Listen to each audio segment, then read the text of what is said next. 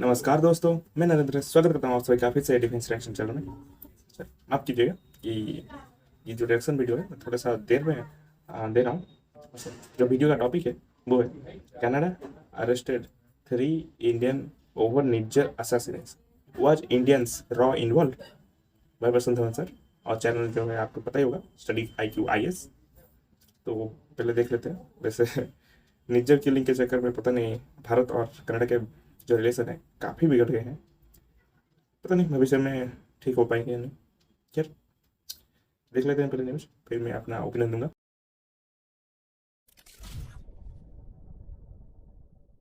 नमस्कार and welcome you all to study IQ. मैं हूं प्रशांत धवन। नाउ यहाँ पे आप लोग बिल्कुल ठीक पढ़ रहे हैं। कनाडा ने ये क्लेम किया है कि इन लोगों ने 3 इंडियंस को अरेस्ट कर लिया है निज्जर किलिंग केस को लेकर। और ये जो फोटो है ना, ये आपको कनाडा के ऑलमोस्ट हर न्यूज आउटलेट के आर्टिकल में आपको मिल जाएगी। उसके अलावा इंडियन न्यूज आउटलेट, मतलब आप ये कह लीजिए, ये जो 3 लोगों की फोटो है ये वायरल हो चुकी है दुनिया में। इवन अमेरिकन मीडिया भी इसके बारे में बात कर रहा है कि Canada charges 3 Indian nationals for assassination of 6 separatist. मैं ये क्लियर कर दूं, ये तीनों रॉ आईबी के एजेंट नहीं है। कनाडा अभी भी कुछ प्रूव नहीं कर पाया कि ये जो 3 लोग हैं इनका कोई कांटेक्ट था, कोई रिलेशन था गवर्नमेंट ऑफ इंडिया के साथ। देखिए निज्जर की किलिंग की अगर हम बात करें, यहाँ पे आप देख पाओगे ये फोटो है निज्जर की।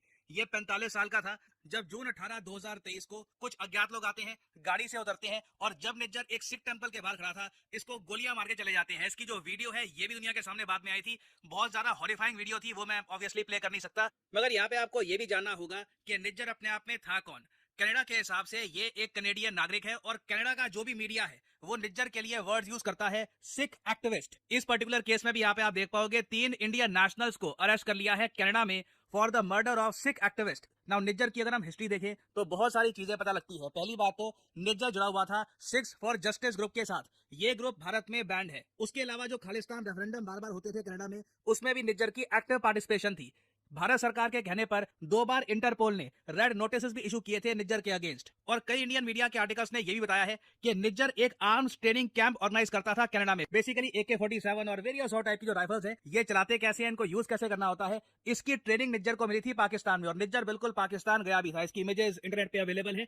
तो निज्जर देखिए, वो जो ट्रेनिंग है जो पाकिस्तान से इसको मिली, ये ट्रेनिंग बाद में कनाडा में जो वेरियस खालिस्तान के जो सेपरेटिस्ट और लोग हैं उनको ये ट्रेनिंग प्रोवाइड कर रहा था। और फाइनली इस बात को लेकर भी एक काफी बड़ा क्वेश्चन है कि निज्जर एक्चुअली कनाडा का एक नागरिक बना भी कैसे था। कई बार तो कनेडियन मीडिया के कुछ सेक्शन ने यह बात भी पूछी कि जो प्रोसेस था जिसके अंदर निज्जर एक कनेडियन सिटीजन बना, ये अपने आप में काफी अजीब था। कनाडा के इमिग्रेशन मिनिस्टर ने एक बार को तो ये भी ट्वीट कर दी थी कि निज्जर 2015 में कनाडा का नागरिक बना था, मगर बाद में अपनी ट्वीट को करेक्ट करते उन्होंने ये कहा कि नहीं नहीं, हमारे रिकॉर्ड्स में कुछ गड़बड़ थी, इनके रिकॉर्ड्स में कुछ गड़बड़ थी। The error in dates is my responsibility to assume, इन्होंने ये कहा। और बाद में क्लियर किया कि इनके हिसाब से निज्जर एक कनेडियन सिटीजन बन गया था 2007 में। तो जून 2023 को निज्जर की किलिंग होती है, और उसके बाद सितंबर 18 2023 को कनेडियन प्राइम मिनिस्टर अपने पार्लियामेंट में खड़े होकर ये कह देते हैं कि निज्जर को मारने में भारत सरकार का हाथ था। इनके पास कोई प्रूफ नहीं था उस वक्त, कुछ इन्होंने दुनिया के सामने एविडेंस रखा नहीं, मगर बार बार कनेडियन प्राइम मिनिस्टर ये कह रहे थे कि इनके पास क्रेडिबल एविडेंस है ये शो करने के लिए कि इंडियन गवर्नमेंट, इंडियन एजेंसीज का हाथ था निज्जर को मरवाने में। और बाद में कनाडा के इस क्लेम को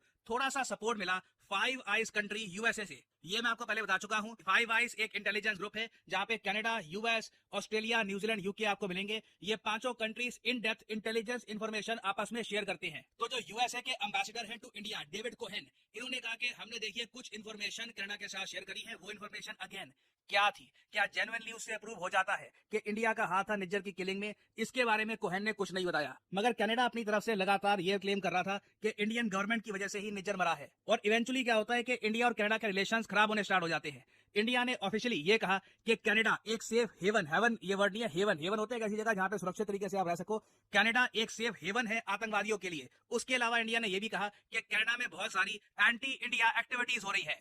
और साथ ही साथ हमने ये भी देखा कि इंडिया के कहने पर कनाडा ने अपने 41 डिप्लोमेट्स बाहर निकाल दिए इंडिया से। अब आज के समय इंडिया और कनाडा के पास जो टोटल डिप्लोमेट्स की स्ट्रेंथ है, इसमें एक आप कह लीजिए इक्वल नंबर मेंटेन हो चुका है। नाउ इस बीच में आपको ये बता दूं, जस्टिन ट्रूडो बार बार ये स्टेटमेंट दे रहे थे कि हम इंडिया को प्रोवोक नहीं करना चाहते। बेसिकली हो क्या रहा है, जस्टिन ट्रूडो इस खालिस्तान निज्जर के इशू को लेकर कनाडा में पॉलिटिक्स खेलना चाहते हैं। ये चाहते हैं कि सिख वोटर्स के जो वोट हैं ये इनको मिल जाए। साथ ही साथ ये भी कोशिश कर रहे हैं कि इंडिया के अगेंस्ट बातें बोलने के बाद भी इंडिया के साथ जो इकोनॉमिक रिलेशंस है, जो डिप्लोमेटिक रिलेशंस है, ये खराब ना हो।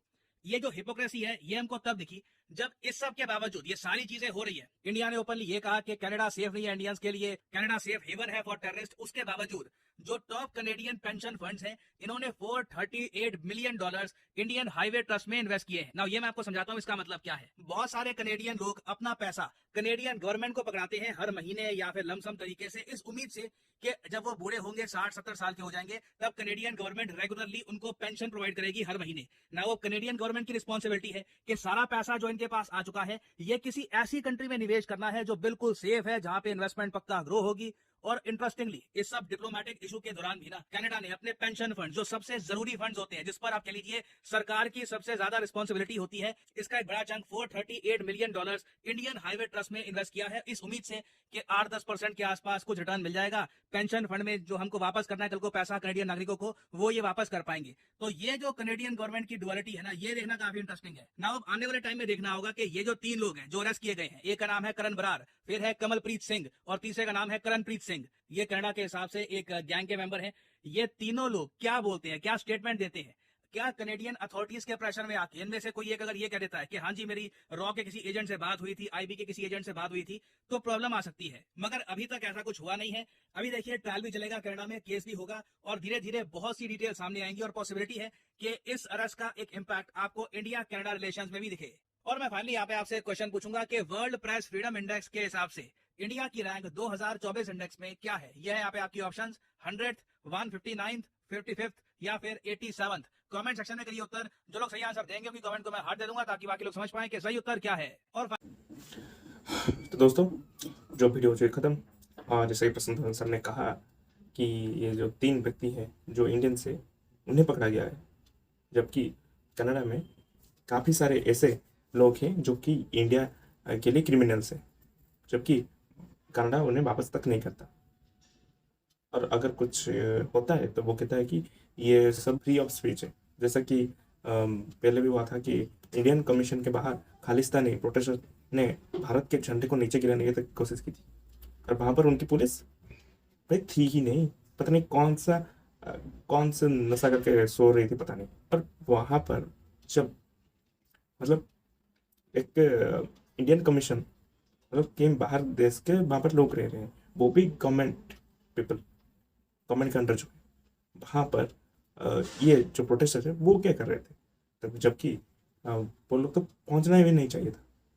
पर कनाडा ने इतनी छूट दे रखी है कि भारत के जो कमीशन है वहाँ तक पहुँचे भी, और जो है हमारा भारत देश का झंडा को नीचे गिराने तक कोशिश की। इससे आप समझ सकते हैं कि मतलब कनाडा जो भारत को काफ़ी ज़्यादा लाइट लेता है।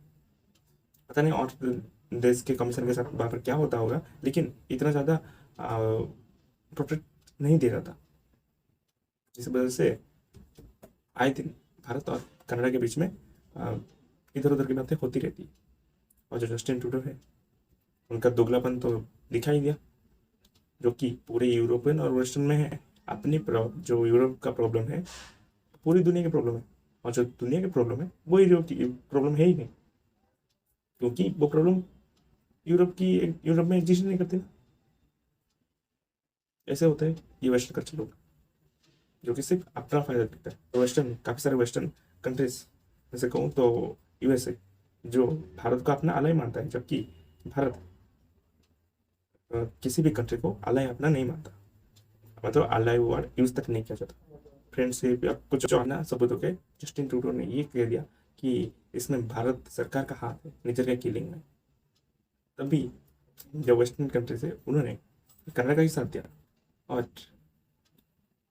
कहीं ना कहीं भारत को ये दिखाना होगा कि जो कनाडा में अभी काफ़ी सारे ग्रुप्स बन चुके हैं, अलग अलग जो इमिग्रेंट्स है, उस वजह से काफ़ी सारे ऐसे ग्रुप बन चुके हैं जो कि हथियार रखते हैं, टेररिज्म को प्रमोट करते हैं, और अलग अलग देशों के खिलाफ नारे लगाते हैं। जैसे कि यहाँ पर खालिस्तान